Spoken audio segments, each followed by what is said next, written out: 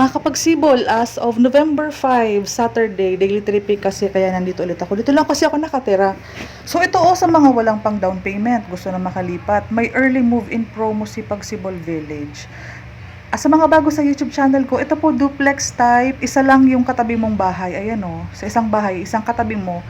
Yung excess lot mo po, carport ni kapitbahay at carport mo magkatabi. Kaya may mga bintana ka sa gilid.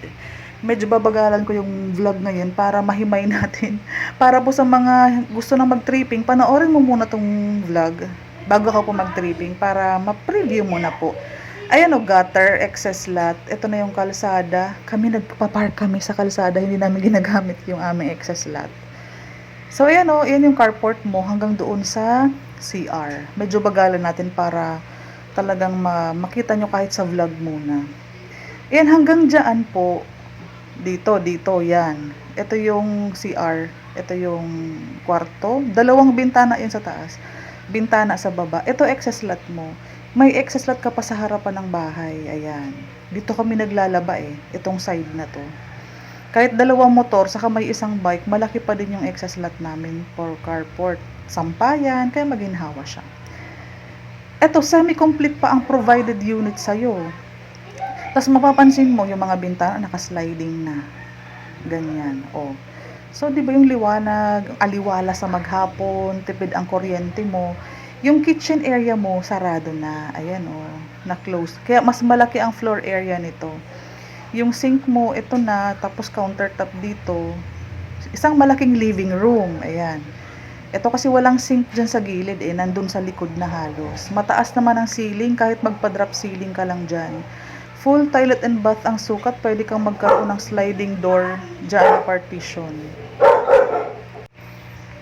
Ganyan ang kabuuan ng living area. Kung gusto mo ng mas maaliwalas, mas maluwag na living area, ayan. Ito may owing window, may source ng daylight sa hagdanan. Ito siya, bakal ang hagdanan. Open layout ang second floor, ayan. Ready na yan for partitions sa ceiling, yung kisame. May mga port na din para sa mga saksakan. May saksakan na din para sa, yung butas para sa aircon. Dalawang bintana each room, partition dito. Dalawang bintana sa master's bedroom. May socket na din para sa mga saksakan. Pati yung dalawang butas ng aircon, may saksakan na din. Ito, sobrang smooth na nito. Kasi naka first coating na. Ito yung carport. Pwede mong hatiin yan. Diyan kami dining room. Yung dining area namin yung kalahating yun. Tapos ati carport. Kaya ganyan hindi dikit-dikit ba? Saka yung bintana, lahat ng bahay madaming bintana. Ayan Ganyan si Pagsibol, early move-in pa. Walang down payment, walang reservation, walang equity. Ang 10,000 mo, paglipat mo may water and Meralco ka na. So less na ang hassle. Lilipatan mo na lang talaga.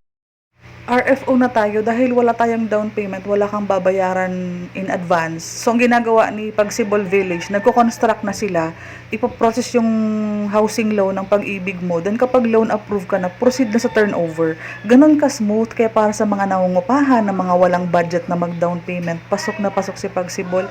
Plus, ang ganda na ng mga features niya sa bahay. Duplex, malaki pa yung lot area, malaki ang house area.